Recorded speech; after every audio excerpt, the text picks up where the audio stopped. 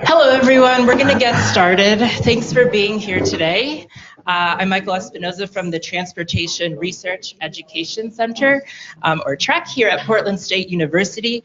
Before we get started, I have a few announcements. Today's recording will be streaming live online, and so the presentation and the slides will be available afterwards on our website, trec.pdx.edu. And following the presentation, we'll have some time for questions as well. So I'll just ask if you could say it into the microphone so the folks online can hear.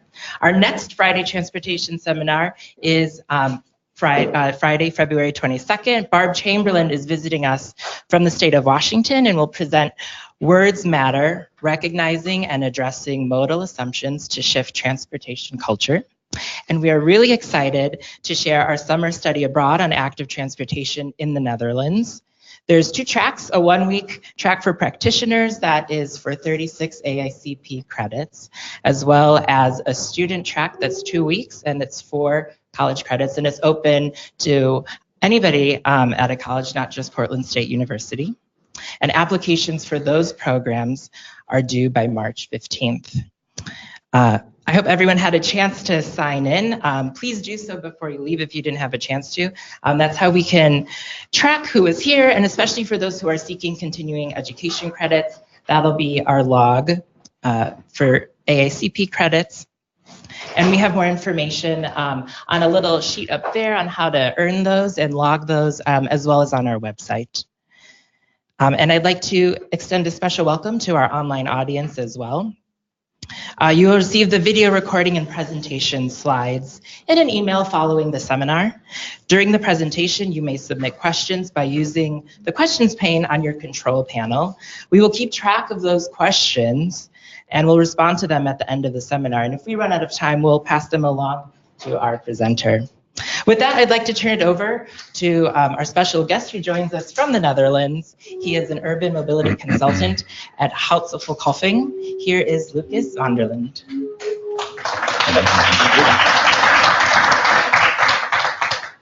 Yeah, thank you for having me here. Also, welcome to the people online. I'm Lucas van der Linden, and I'm working for the company Hout Verkolfing for 5 years now. It's a consultancy firm in traffic and transport policies. And while we wait for the presentation to show up, I was actually here in Portland last summer already. Then I also presented, and that was really good as well. Today I'm going to present about the success of an integrated mobility strategy, lessons from the Netherlands for the Pacific West Coast. But first of all, see if this works. Yeah.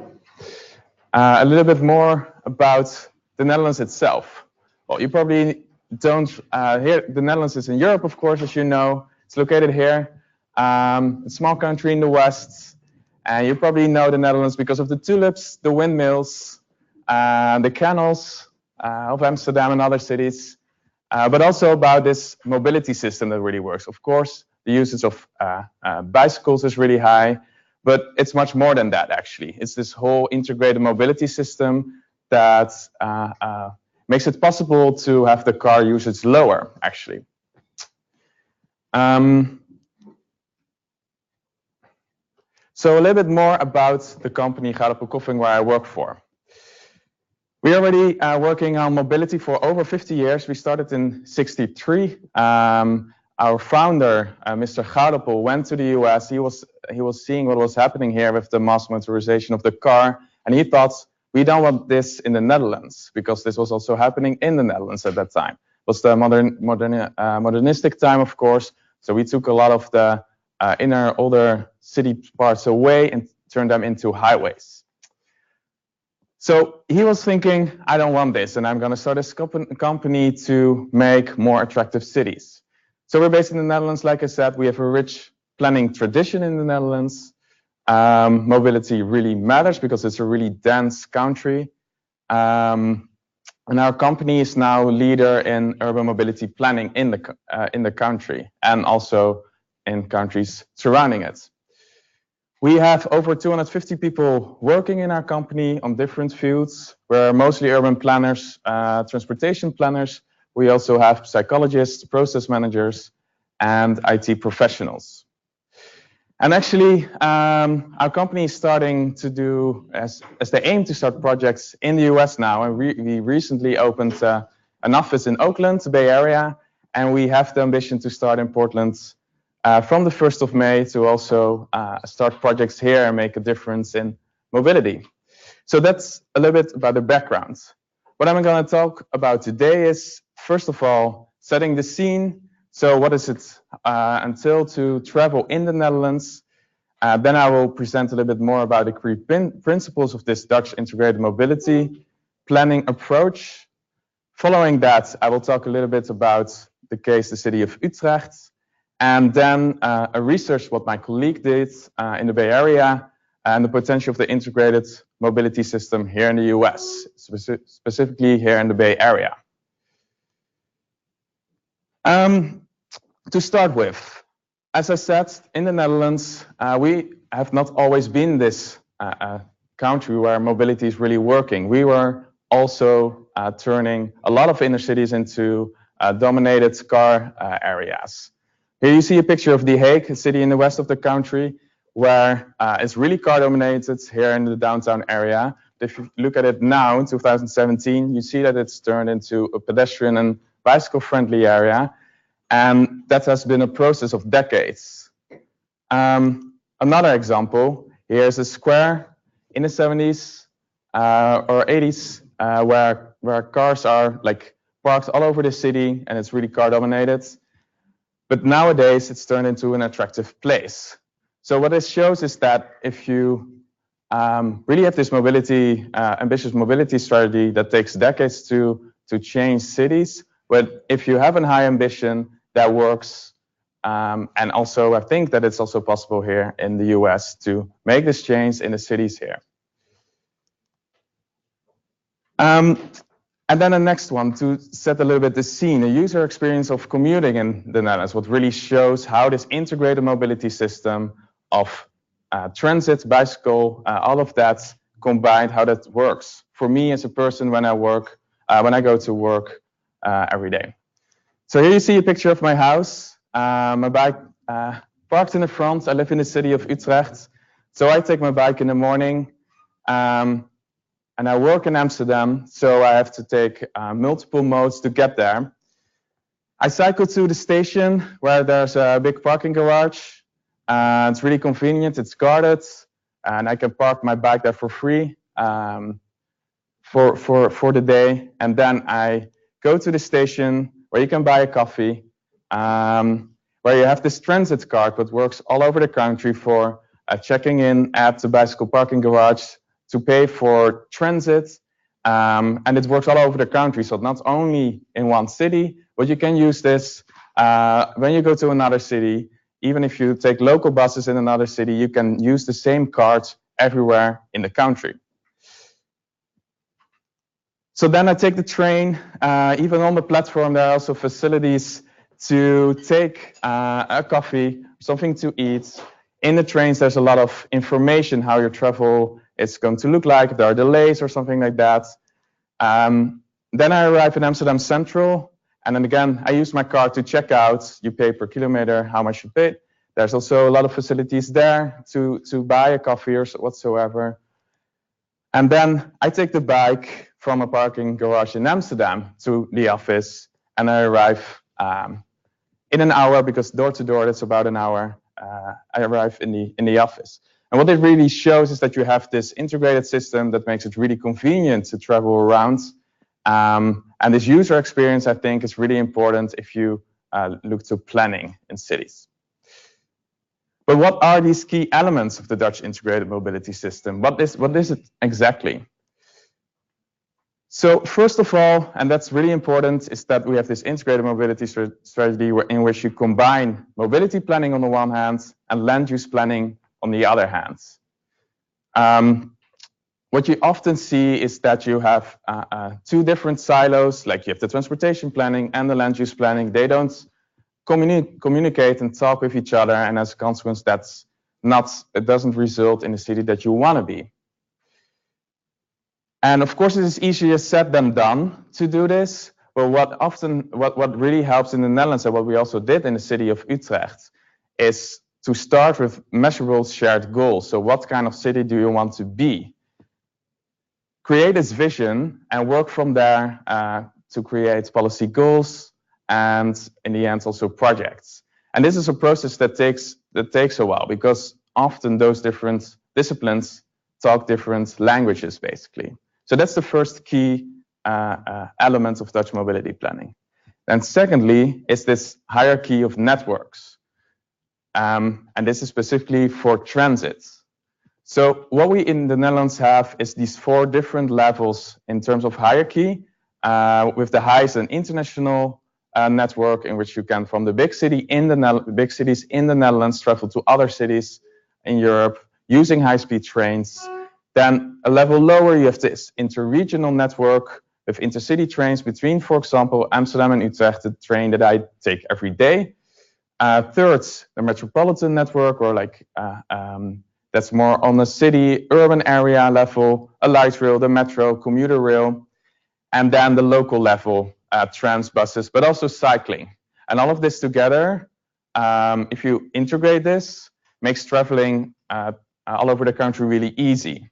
And that really helps to change the model shift from car usage towards a more sustainable mobility system. So that's the second key element. Then the third, that is connectivity, and the 4th strategy is connected to that. So if you that exists of 4 different elements. First of all, what I said, land use planning and mobility planning are connected. So if you look at a transit hub, you should really work on transit-oriented development. If you have high densities around that area, this creates a lot of more demands for transit around that area. The second is this connection between the nodes on a regional level. So what that means is that you create good connections, high-speed trains between the big nodes in an area, for example, between Amsterdam and Utrecht, what I told before. The third, more on a local level, and that's really focused on first and last mile. If you create a good bicycle network, if you facilitate the scooters, what, for example, is a big thing now here in the US, all those kind of things, that makes it work too. And then a fourth, and that relates to this customer experience, how attractive is this local nodes? And all of this together combines or results in this integrated mobility system. And to talk a little bit more about a case, how does this work on a city level? The case of Utrecht. Utrecht is a city in the middle of the country. It has a big student population, but it also has a lot of, because it's in the middle of the country, a lot of people live there, work in different cities in the area, and because it's so well connected, there's a lot of commuter flows going on. It's a city of now 340,000 inhabitants, but it's growing a lot to up to 450,000 in 2035. Like I said, there's a bit commuting between Utrecht and Amsterdam, but also between the other cities in the area. The city is growing a lot, and what they want from a sustainable perspective to prevent building in open space is to choose for this inner city densification without increasing the amount of cars on the network by focusing on these other modes. So what they want is basically to absorb this growth in inhabitants and change the model split for that. One of the key elements, how they want to do that, is to reorganize car networks to create space for other modes and civic life. And they do that by developing these mobility zones. And what that means is that you divide a city between different mobility zones, depending on what the characteristics of the cities, of the areas in the cities are. So first of all, in the A zone, the downtown area, you focus more on pedestrians and bicyclists. B zone, that's the rest of the city. The C zone, the suburbs. You have a different prioritization of the different modes. So in the A zone, downtown, you prioritize bicyclists and pedestrian as the max, and you have less space for cars. The B zone, the rest of the city zone, you would say, you have a balance between those modes. And C, suburbs, you have still this separation of structures and modes. And what that means in terms of model splits is that you have in the A zone up to 80% of the people that use walking or cycling. For B, that's a little lower because you have this balance. And C, in the C zone, the suburbs, that's also there the car use can be a little bit higher, but in the overall city, then that results in a lower car usage. And by choosing this inner city densification and keeping the amount of cars of trips equal all over the city, even though the city grows a lot, you have to think about how you design a city and how that works. And again, here comes one of the key principles is that you combine land use planning and mobility planning together so that you create this model split that you wish for. So there's this area in the city of Utrecht where they want to develop 9,000 new houses. And what they did there is that the whole area is mostly car-free. If only on one side, you have 4 roads into parking garages below the housing developments. You really prioritize cycling and walking there. And like I said, cars only allowed at the edges. And by creating this, the people that are going to live there first will see the cycle paths, and they firstly will be incentivized to use the bicycle or just walk. Secondly, they can use transit, and then the last thing is the car. If you see this from a bigger picture and connect this to this integrated mobility system, that will result in a model split that you really want to have as a city. Part of this new neighborhood is the so-called mobility hub. So what that means is that at the edge of the area, you create this mobility hub where people can choose what kind of mode they want.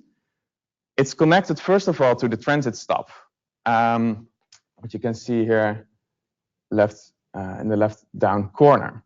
Then you have this human side of the mobility hub where people can rent a car, can rent a bicycle, and that's connected again to really close to the transit hub. Then on the other side, you have this car-focused area where you can get your car rental, your car sharing.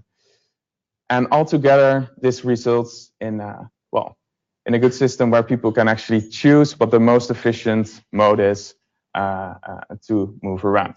And I have a 3D visualization of how this can look like. So here you see the area, it's really high density, and it's mostly car-free. You have those 4 roads into the area. You see here where people can use their car-sharing cars. And here you have this more human-focused side of the area, really connected to the transit hub. And it's an attractive area in which cars don't dominate the space. Now we focus more towards the hub, where you can rent your car share, your bike share, but where you also can get packages, for example. So that's also the people that if you order something from Amazon, that the trucks don't have to go into the area.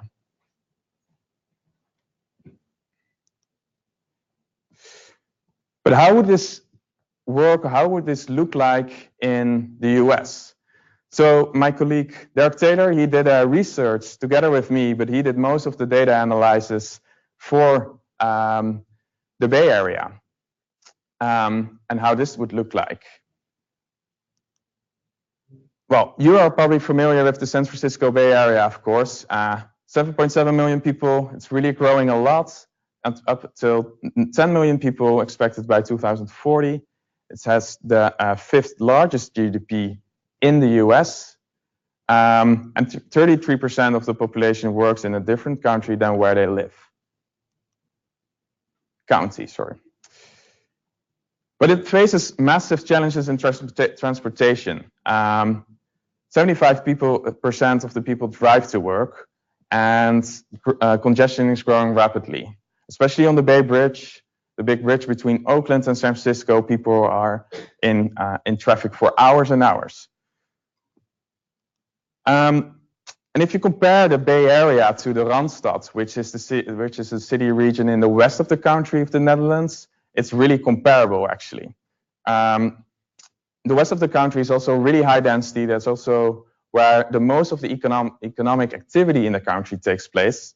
And you also have a lot of commuting between the different cities there. And the Randstad area in the Netherlands exists of the cities of Amsterdam, Utrecht, Rotterdam, and The Hague. Here again, you can see the similarities in the regions. So in terms of population, it's about the same. It's about the same area if you look at square miles. And also, well, GDP, Bay Area is, of course, a little bigger with all the tech companies, but there are a lot of similarities. But also, if you look to the commuting times and the distances between the cities, for example, Amsterdam, Rotterdam, the two biggest cities in the Randstad in the Netherlands, have a similar distance as the distance between San Francisco and San Jose. And that is for all the different cities. It's quite comparable. But if you then look to the commuting and how that takes place between those cities, you see a big difference. All Amsterdam, The Hague, and Rotterdam all have a really big non-car commute share. Whereas if you compare that to San Francisco, Oakland, and San Jose, San Francisco is actually doing pretty well. It's also because of the characteristics of the city, of course. But Oakland, and specifically San Jose, you can really see that it's really car dominated. And if you see the similarities between the Bay Area and the Randstad, that offers opportunities and possibilities to change this model split. So how did this work for the Bay Area? I was talking before about this hierarchy of nodes. That's something that the Bay Area should work on. More specifically about that are the catchment zones of the different levels of the nodes. So what we said for this research is that on an international nodes, like one of the bigger nodes, you can have this catchment zone of 3 miles. Regional nodes, 2 miles. Metropolitan, 1 mile, and the local one is less than 1 mile. The densities with the catchment zones are also comparable in these two areas. You can compare here, for example, Amsterdam Central, a big international node, where you have 31,000 people per square mile in this radius. In the transit in San Francisco, around the transit center that they recently built, it's up to 38,000. Haarlem, which is a city in the Netherlands, there you have 18,000 people. Oakland, 18,000 as well. And then a lower part, like a more metropolitan one, is 6,000, and also Concord city in the Bay Area is 11,000. So it's pretty comparable. And we looked into these 4 strategies for mobility hubs for the Bay Area, what I presented before. So first of all, this urban planning, the connections, experience, and the transfer. How can this help the Bay Area? If the Bay Area would create this hierarchy of nodes based off their transit data, they can prioritize, first of all, future developments, urban developments. Secondly, they can improve the connections between the classified nodes. And what that means is that if you have a higher node in the hierarchy, that you prioritize that one in terms of travel speeds, travel times, in comparison to a lower hierarchy nodes. You can improve first and last mile connections within these catchment areas and really prioritize the investment that you have to take. And last, also you can improve the node as a destination. So make this user experience better.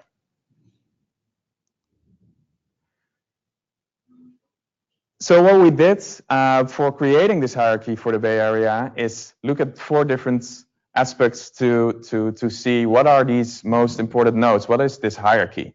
First of all, we looked into the population density in the whole of the Bay Area. Secondly, the employment density.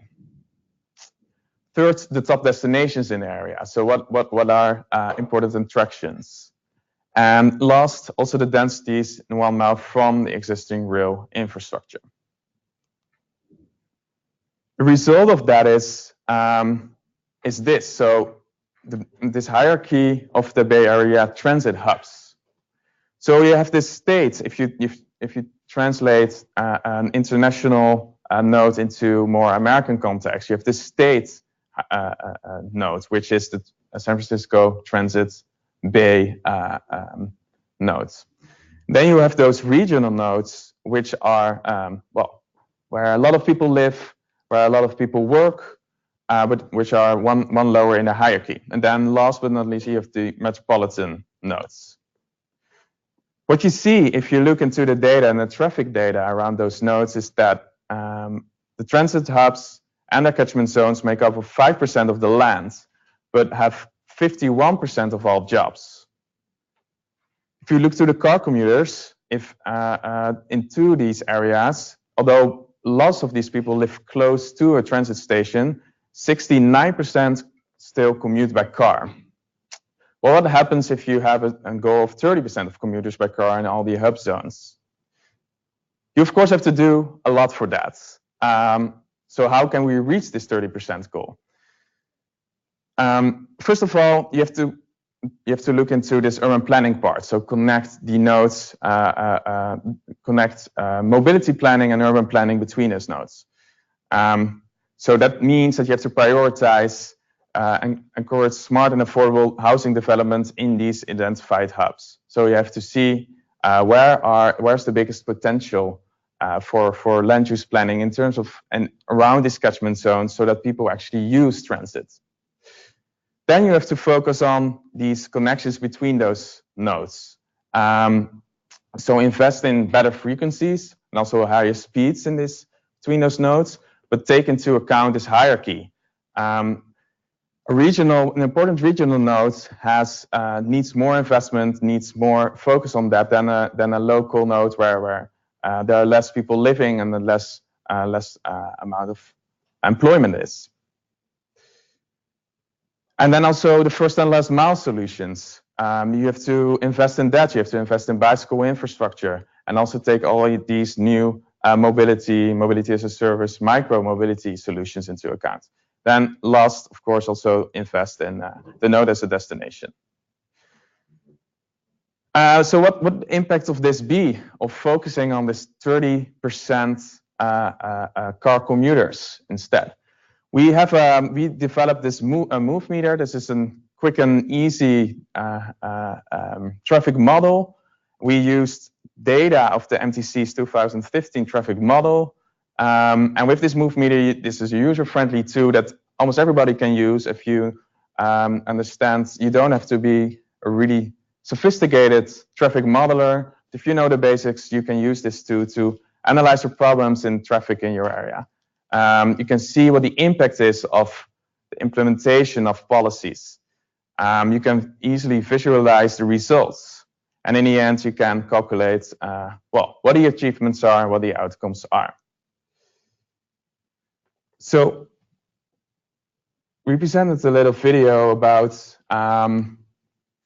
short car trips in San Francisco, the problem, because a lot of the trips in San Francisco are short car trip, and you can, of course, do that differently. If you change that into a different model split, in the end, the congestion in your network will decrease a lot. So let's invest in cycle infrastructure. What will happen then? You can decide where the policy is focused and set a goal for certain amounts of distances in which you can reduce the number of car trips. You can see what that is doing to the congestion in your area. Here you see the congestion before the bike policy. And then afterwards, improve the networks, the improvements in the network, you can see that as well.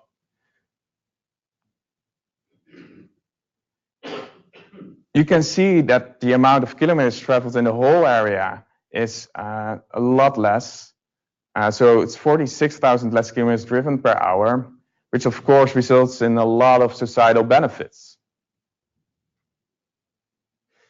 You can use this to also, for example, to see the potential of a higher speed for public transport and all those kind of things. You can really see what the impact is of this integrated mobility system.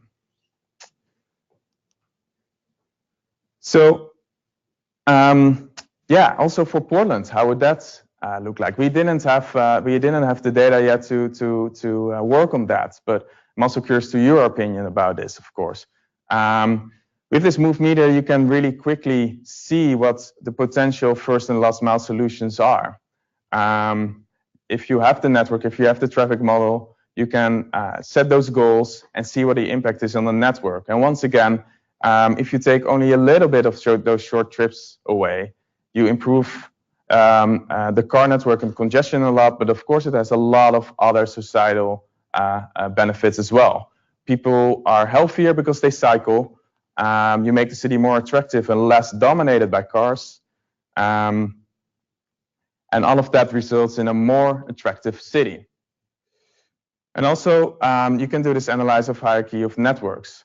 Of course, Portland is different than the Bay Area because it has one big urban core. But at the same time, you still have on a more local level, you can still differentiate between those different nodes. And also, that relates back to what I just presented on the city of Utrecht. I know that the city wants to develop the Lloyd district, and that they predict between 2010 and 2035 that the Lloyd district is expected to grow by 8,000 households and 9,000 jobs. So if you look at that, it might also be, Utrecht might be an example of like those mobility hubs, or how you can change the model split and not increase the amount of cars on the already congested network in the city. So that was basically my story of today. And of course, I'm now really interested in what you think and what your questions are.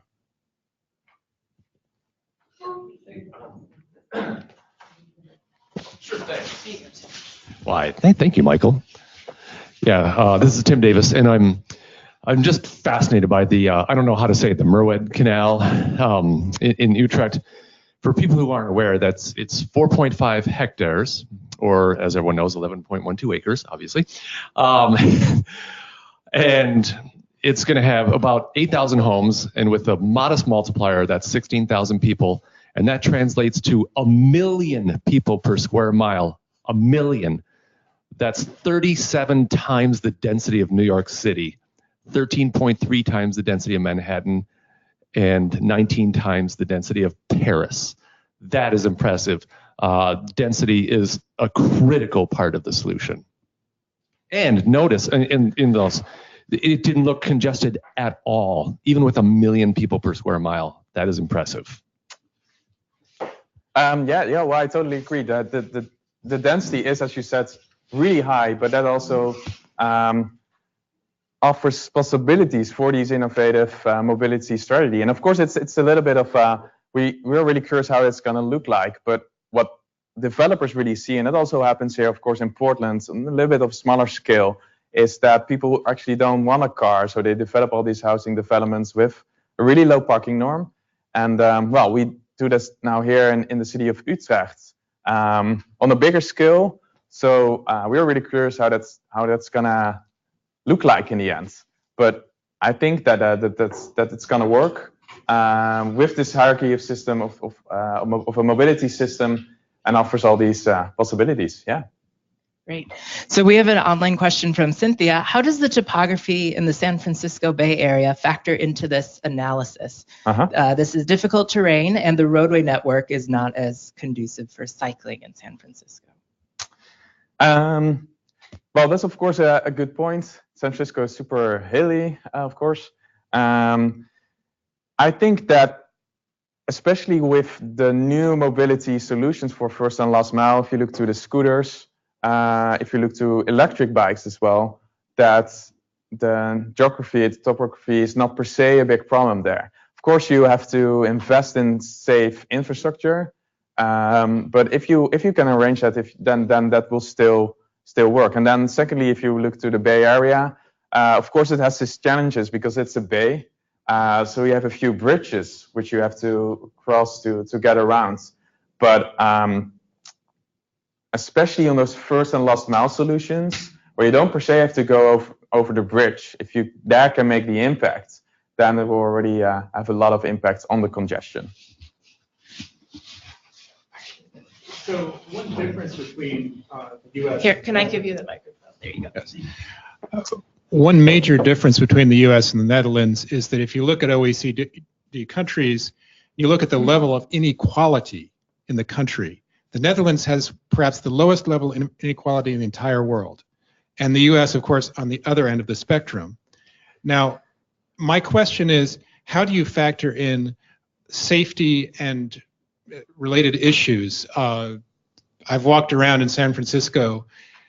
There are definitely parts of the center of the city where I would certainly not want to be riding a bike, parking a bike, and so forth. I have been to Amsterdam. It seems very, very different to me.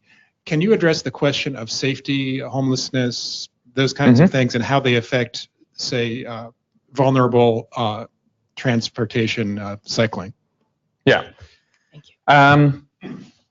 Well, of course, I agree with that. There's a difference in context between the US or the Bay Area and the Netherlands, and that's not an easy thing to solve, of course, because it's about so much else than only mobility. I do think, though, and that's my opinion, that's changing the model split and mobility can have an impact on that. If you change this model split and people are using the bike anymore a little bit more, even in those areas, that will, if more people are doing that, it will also result in a better and more attractive, social, equitable city, because people are not in their car anymore, but they're on the streets and they will interact more. And I think that's going, in the end, of course, that will take time, and in the end, it's going to have an impact in a more in a better city. And that's not to say that then in income inequality is solved, of course, but it can have a contribution to create this more attractive city, I think.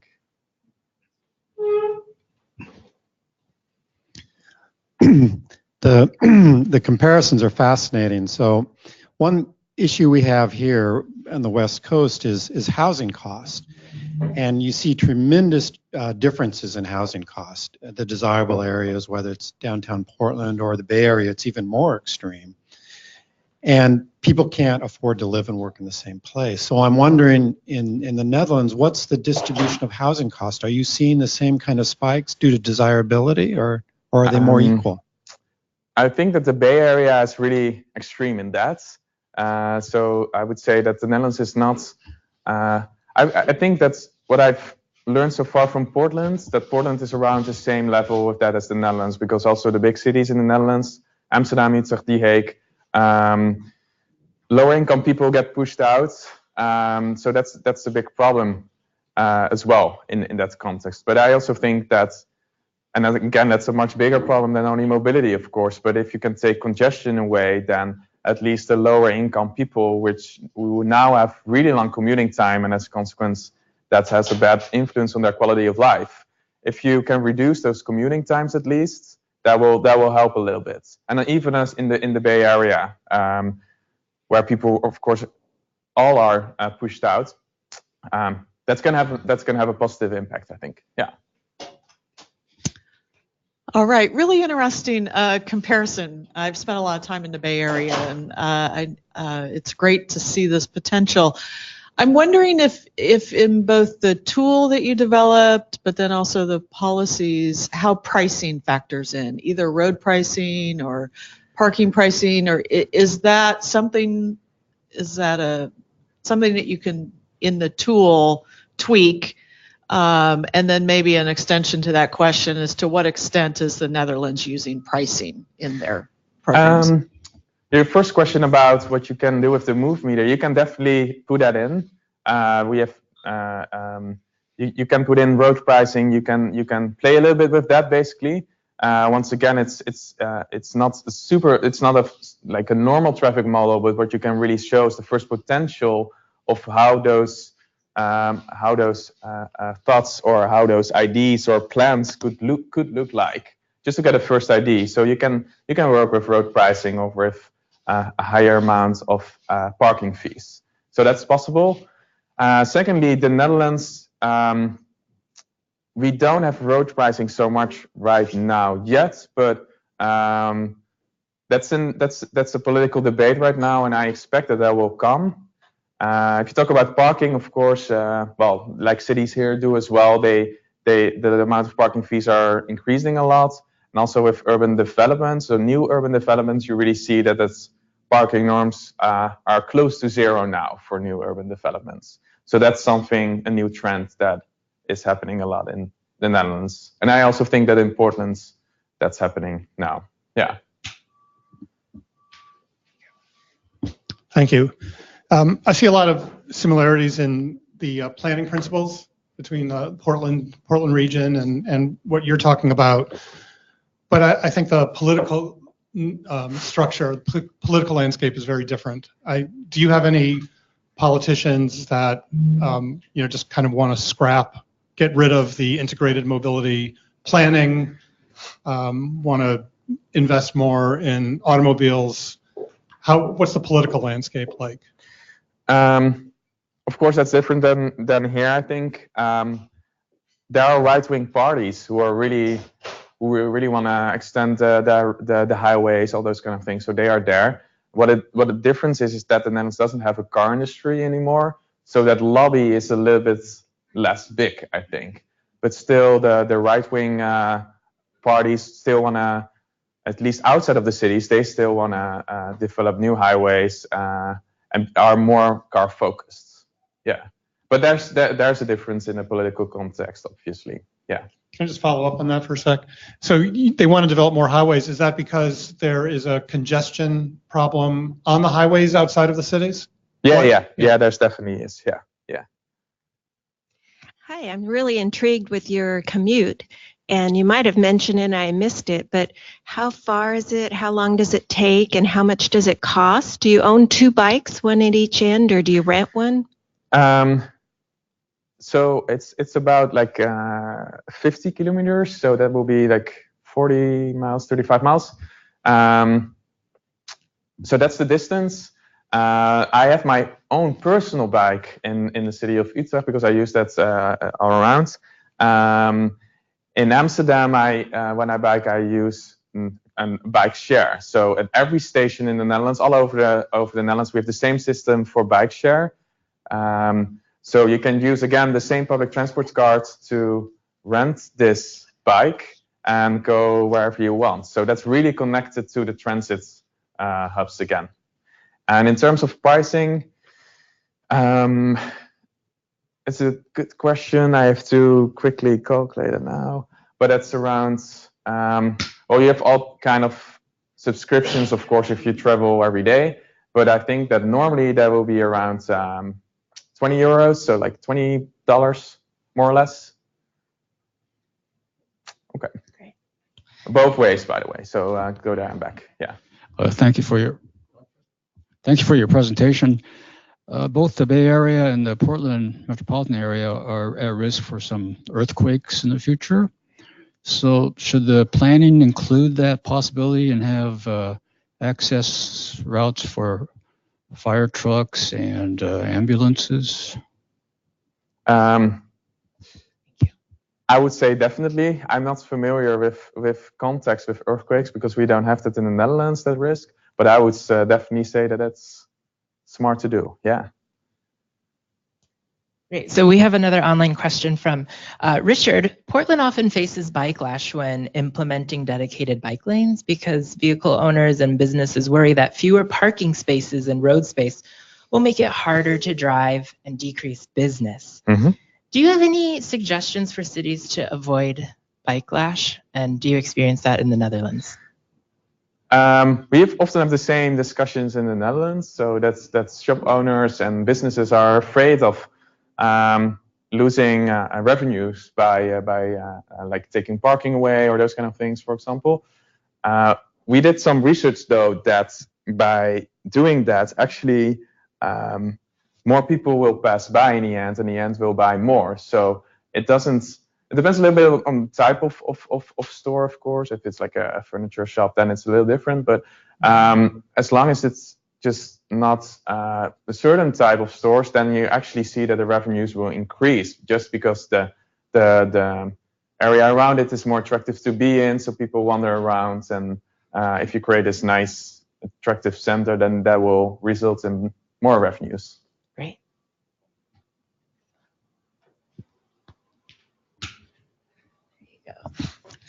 I really liked your thoughts on integration, the layers of integration. I'm wondering, how does that extend to all the trucking and delivery? You know, there's different layers there too. There's regional trucking, and the really interesting new layer, I think, is local deliveries. We're seeing more and more of that on our streets. So how do you integrate all the trucking and deliveries? Yeah, if we look at that housing area, what I presented in Utrecht, it's really interesting what is happening there because it's a car-free area mostly. So we're trying to figure out how that can look like, and it's quite a challenge. But what we're trying to work on now is create this logistical hub as well, so that that all the big deliveries get delivered in that hub, and then get switched on like an small electric vehicle to get into the area. Of course, that doesn't work for every logistical thing, because sometimes you just need to have those big trucks also when people are moving, those kind of things. But on a lower level, you see that also in downtown areas where it's car-free in Amsterdam or in Utrecht. They create this hub in which they transfer from a big truck to a smaller electric vehicle. And that's often policy by the city governments. More on the higher level, yeah, that is still, yeah, you have to facilitate that, obviously. So they may just make use of the railways and the highways, just like here, I would say. Any other questions? Just a couple of quick questions. What's the level of car ownership in Utrecht? Do you know?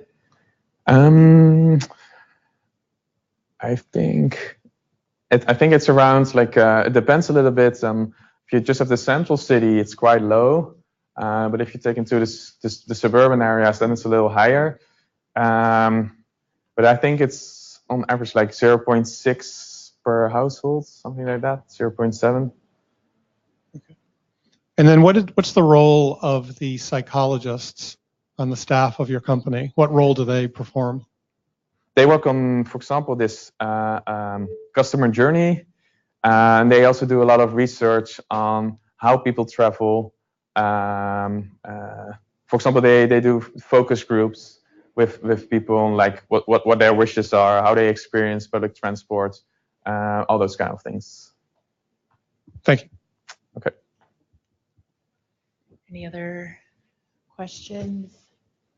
Madeline from the web has a clarifying question. What is the name of the housing area in Utrecht that you were showing? It's the Merwede Kanaalzone. Okay. I can include that in my PowerPoints. Maybe that's better because it's a super Dutch name. Yeah. Okay, great. Yeah, we can email that out to our online viewers as well. Great. So I think we have time just for one last question, if anyone has anything. So then there was one question online, and it was from Lawrence asking, how much resistance to increasing density has there been in your country, and how was it addressed?